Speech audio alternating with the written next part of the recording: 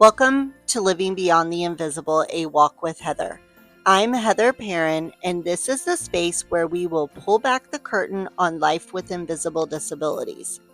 Each week, we'll explore the realities of chronic illness, the challenges that often go unseen, and the strength it takes to keep moving forward.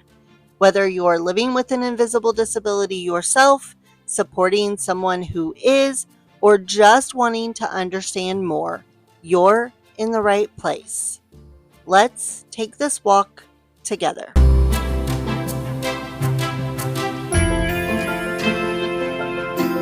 Hey guys, welcome back to Living Beyond the Invisible, a walk with Heather. I'm Heather, and today in this very special bonus episode, I want to discuss something with you that far too many women across the invisible disability community unfortunately know a little too well, and that is endometriosis. Now, before we go any further, let me say this so loud and very clear. Endometriosis is not a quirky personality trait.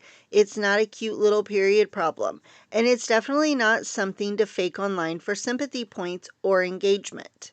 Yes, I'm looking at the influencers who suddenly develop endometriosis the moment it becomes apparent their engagement is tanking, only to miraculously recover in time for their next big scam.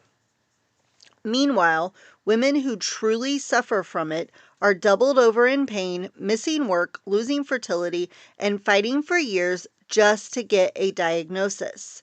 So if you're one of those people pretending to have endometriosis for clout, please know you're not just being annoying, you're actively harming a community that already struggles to be believed.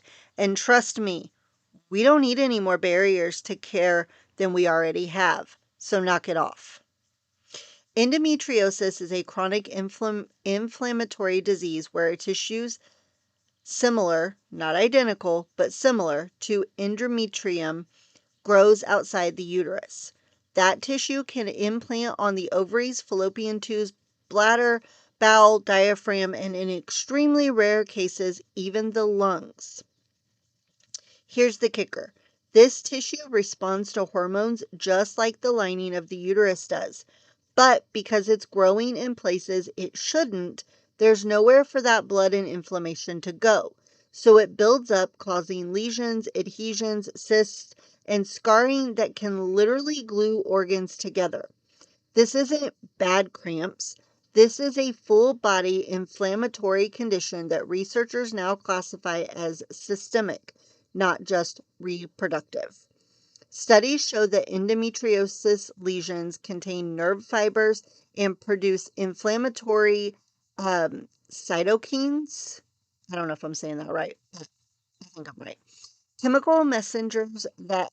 are chemical messengers that amplify pain signals throughout the body. That's why so many women with endometriosis also experience fatigue, nausea, back pain, leg pain, and gastrointestinal symptoms that mimic IBS. So it's not all in your head. It's in your immune system, your hormones, your nerves, and your organs. There's something else about it that science has made really clear. Endometriosis does not magically go away. It does not resolve with birth control. It doesn't disappear after a pregnancy. And it absolutely does not vanish because someone drank a green juice, did a yoga flow, or manifested it away on Instagram. Untreated endometriosis can progress, and that progression can be devastating. Adhesions can cause organs to fuse together. Ovarian endometriomas, also known as chocolate cysts, can rupture and cause internal bleeding. Chronic inflammation can lead to nerve damage, and long-term untreated endometriosis is associated with increased risk of infertility, bowel obstruction, and in rare cases, complications that require emergency surgery. This is why early diagnosis and proper treatment matter. And by proper treatment, I mean excision surgery performed by a specialist, not the we burned a few spots and called it a day ablation that so many patients are given as a first line of care. I also want to mention that this is not something that can be left untreated. You're not going to have a flare up once a month around the time of your period and be good in a day or two with no treatment, no nothing. This is something that you absolutely will need to be treated for, or it could become catastrophic. Now, here's the heartbreaking part. The average time to diagnosis is still around 7 to 10 years. 10 years of being told it's normal. 10 years of being told you're exaggerating. 10 years of being told it's anxiety or stress, or that you just need to lose weight, or that it's part of being a woman. Gosh, I hate those lines. And while all of this is happening, the disease continues to grow and spread. This is why misinformation is so dangerous. When influencers pretend to have endometriosis for attention, they make it harder for real patients to be taken seriously. They turn a debilitating disease into a trend, and trends fade, but endometriosis absolutely does not. Now, I do want to pause here and say something from the heart. If you're listening to this and you're living with endometriosis, I see you. I know that pain is real. I know the exhaustion is real. I know the fear of not being believed is 100% real. And I know the grief that comes with chronic illness, the grief of the life you thought you'd have, the body you thought you'd live in, the dreams you thought would be easier to reach. But I also know this: God walks with you through every step of this journey. Even when the world dismisses your pain, He does not. Even when doctors overlook you, He does not. Even when you feel like your body is fighting against you, He is still holding you together. Faith doesn't erase the illness, but it does remind us that we are not alone in it. And for anyone who has ever been dismissed, minimized, or gaslit about their symptoms, let me say this to you. Your pain is real, your experience is so valid, and you deserve proper care. You deserve doctors who listen. You deserve treatment that works.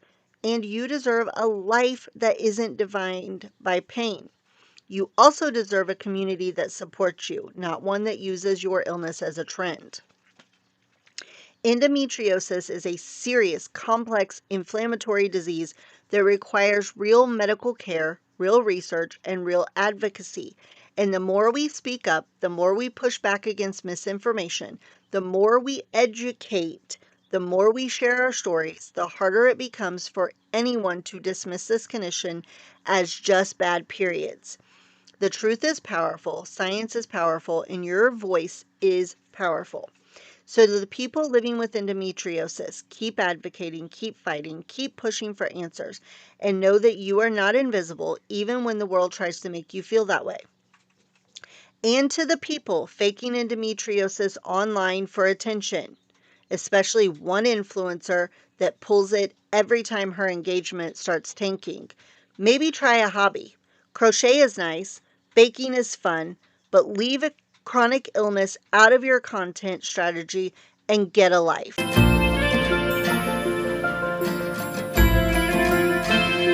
Thank you for joining me today on Living Beyond the Invisible, A Walk with Heather. If this episode resonated with you, remember, you're not alone on this journey. You can connect with me on Facebook and TikTok, where I share more encouragement, advocacy, and behind-the-scenes glimpses of life with invisible disabilities. And if you'd like to support the podcast and gain access to exclusive content, you can also join me on Patreon. All of those links are in the show notes. Until next time, take gentle care of yourself, and I'll see you next week.